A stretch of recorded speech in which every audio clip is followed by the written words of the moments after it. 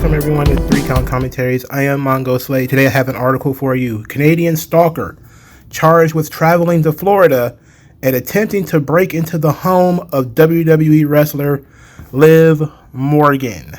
Obviously, this is a very scary situation. This is very similar to what happened to Sonya Deville. Extremely similar. If you read this story, I'm telling you, a lot of these fans are obsessed with these women's wrestlers. It is absolutely terrifying. So I'm not going to read this entire article, but it says that 41-year-old Sean Chan got a passport and went to Orlando. It says that he boarded a flight on Air Canada, flight to Orlando, telling customs upon arrival that he would be staying at the WWE Performance Center. The Performance Center is not an Airbnb, and it says here in the article it does not have any hotel rooms, dorm rooms, or any other lodging. That's insane that other people would not have noticed that he said that. But then again, yep, that realizes how niche pro wrestling is, that you could tell somebody, I'm going to go stay at the Performance Center. That doesn't even sound like a hotel, you know? It's kind of weird that we would just kind of accept that this guy is going to go stay at the WWE Performance Center like it's an Airbnb. So the article goes on to say that 4 days after he got to Orlando, Chan traveled about 2 hours west of the city to a house which appears to be Morgan's. Says that surveillance footage captured Chan arriving roughly 5:20 p.m. on May 31st. So it took him about 4 days to find out where she lived. They described what he was wearing, which is a black shirt, tan shorts, black baseball hat, and carrying a large backpack. It says he approached the property through the yard, circled the property twice. Then he went to the front porch. He searched under the doormat, looking for a spare key. Then he says he touched around the bottom of the front door, swiping the locking mechanism on the door several times with his hand, grabbed the front door handle and leaned into it, attempting to open the door.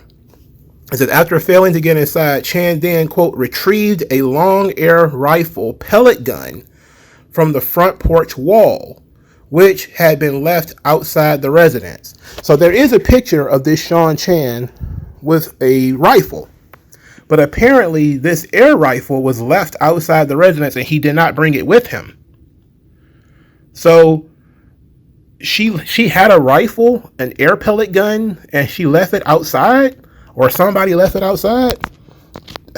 I don't know, man. She need to get a real gun for starters, and then she needs to take care of this gun.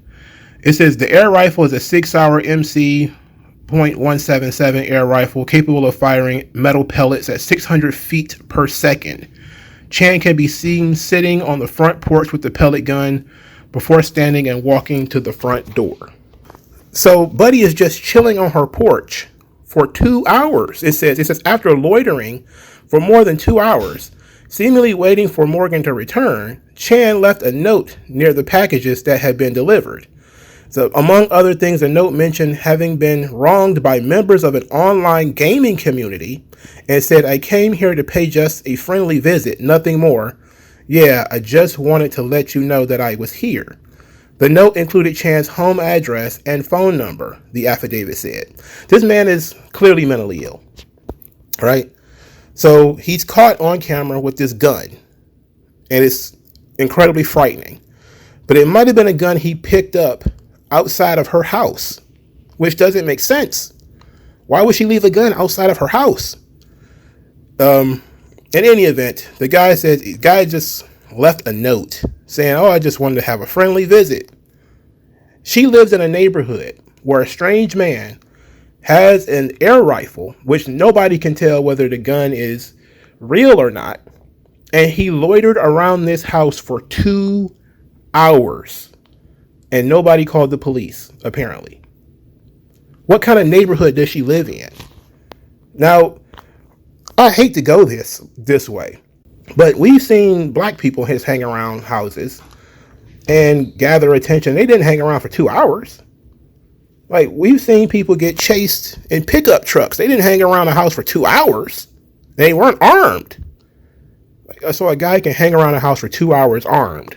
and not get any kind of police attention? The neighbors didn't, nobody called the cops, nothing? Huh, okay. So all of that took place on May 31st. 3 days later, June 3rd, Chan appeared at the WWE Performance Center where the affidavit says Morgan makes appearances. However, security personnel recognized Chan from the surveillance video and notified deputies who took him into custody. It says it was unclear if Morgan was on the premises that night. So him popping up at Liv Morgan's house 3 days prior, it did get some attention. And apparently the Performance Center was waiting on this guy. You know, it seemed like, all right, that's the first stop. This will be the second. But this is very strange because that would mean that she kind of knew that this guy was hanging around her house. Now, I know that there are Ring cameras and those things are attached to your phone. And so you can look it up, whose people are approaching your house or something like that. Maybe that's what happened. But the Performance Center was aware that, you know, that this guy was there at Liv Morgan's house and recognized him from surveillance videos. So it's interesting. Very interesting. It says, during a search of Chan's belongings, officers found 2 bottles of liquid with Chinese writing on them. It says, when asked what the liquids were, Chan stated they were medicines, one of which was to treat injuries, such as bleeding. Interesting. Chan was also in possession of a Canadian passport in his name, which was issued May 26th, same day he traveled to Orlando. Morgan later told the cops that she had been out of town when Chan was at her home and that she did not know him. She said she expressed concern that her home address was known to the public and that 2 other individuals had shown up to her residence without invitation or a notice. The victim explained she does not bring fan mail into the house because of the number of concerning messages she receives. So she's had other people show up to her house. I'm telling you, these wrestling fans these days are insane. Insane. And it used to be young women who used to be like this crazy over wrestlers. Now it's men. And they're showing up to these girls' houses.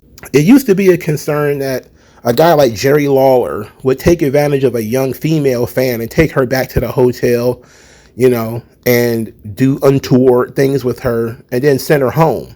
That some lonely, unloved wife would, you know, be taken advantage of. But now we got fully grown men who are literally stalking female wrestlers, showing up at their houses armed and just hanging out. The evolution of pro wrestling in pushing the females forward has created a very damaging culture for female wrestlers. They have become a huge security concern. Back in the day, you know, in the territories, a wrestler would get attacked. You know, there's been plenty of wrestlers who have been stabbed. They've had bottles thrown at them. And that was a scary time for those guys. But it was an accepted part of the job that you would go out there, piss people off, and then they might want to fight you.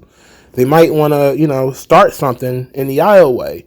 They might try to get you after the show, that you had manipulated their emotions to that degree. This situation is completely different. These people are obsessed with these women's wrestlers. And they're showing up to these women wrestlers' houses. I don't think there's ever been a situation where a fan, an angry fan, managed to find out where a wrestler lived and showed up and tried to harm them. Now, this is a completely new security threat.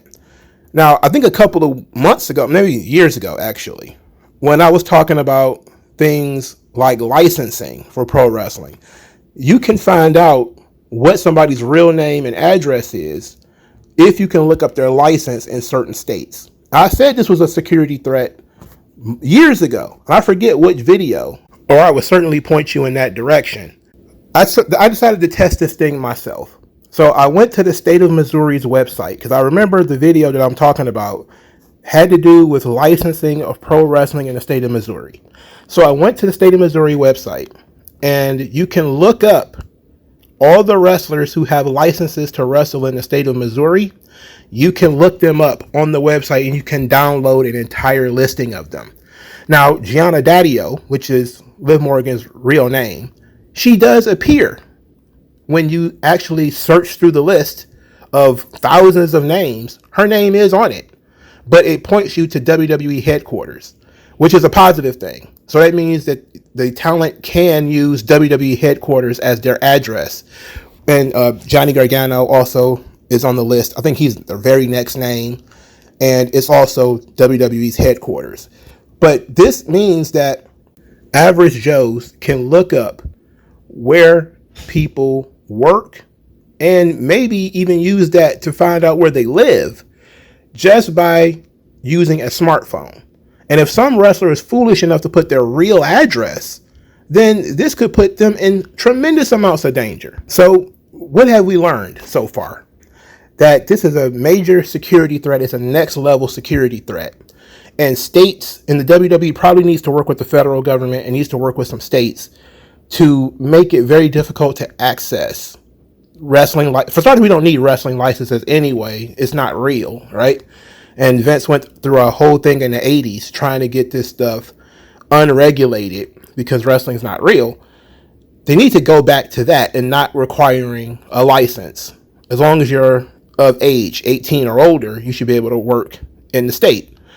But requiring a license that somebody can then look up for professional wrestlers, I understand for social workers and doctors and behavioral analysts and all that sort of stuff, you might need a license for that. But for a professional wrestler, it's not necessary. It creates an additional security threat. Now, you can look up these things, and they all, John Cena, CM Punk, all of them use WWE's headquarters as their address, which is very smart. But there needs to be something beyond that, where you can't even find out where her real name is unless she wants you to know.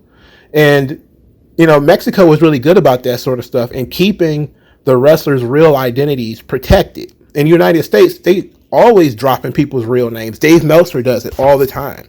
And that makes it easier for people to find out who you are and find out where you live. I'm not entirely sure how you solve this problem outside of private security for high profile female talent. But one of the things that can very much help is if you can't look these things up for pro wrestlers and people who might be under some sort of danger from the public. It is absolutely unnecessary for you to be able to look up people's names and their addresses.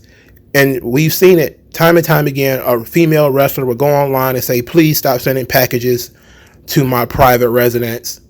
That means people know where they live. They're finding out how they live. And the easiest way for them to find out has got to be through these licenses. It's got to be the easiest way for them to find out.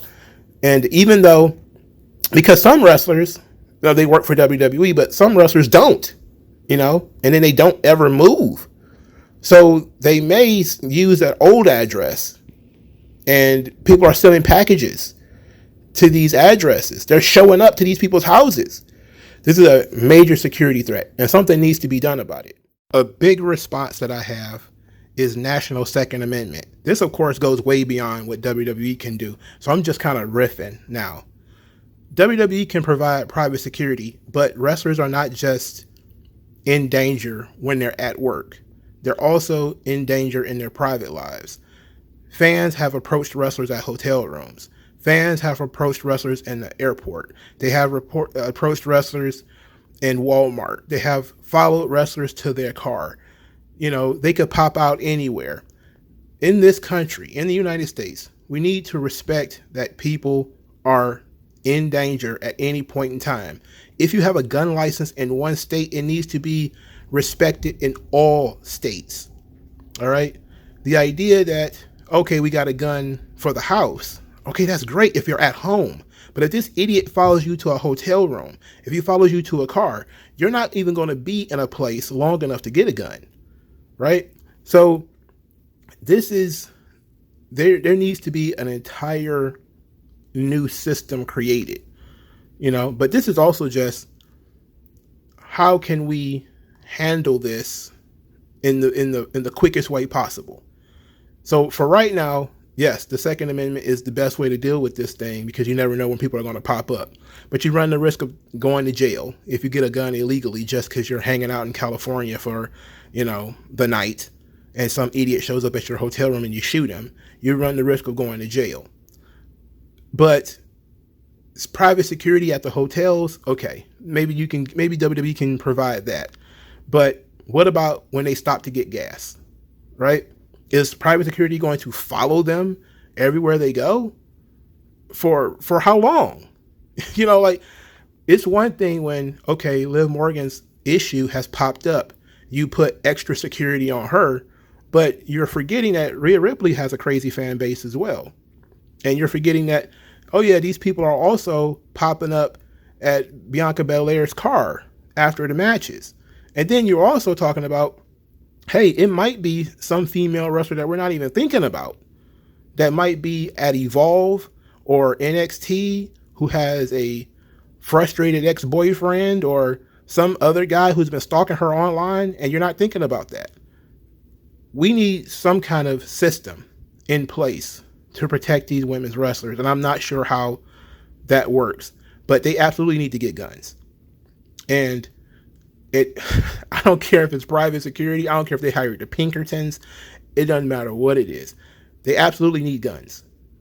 That's absolutely the response to this sort of situation, is you need to be able to protect yourself no matter where you are in the world.